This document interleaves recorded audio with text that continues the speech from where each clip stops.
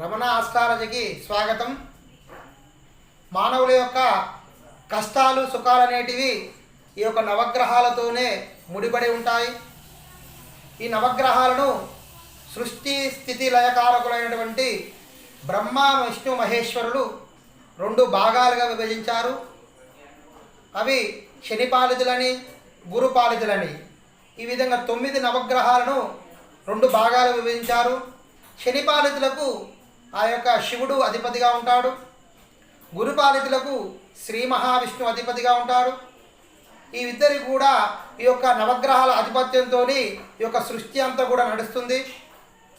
మన పూర్వజన్మ కర్మ ఫలంగా ఈ జన్మలో ఏ విధంగా ఉండాలో ఆ నవగ్రహాల కూర్పు కూడా ఆ విధంగా ఉంటుంది.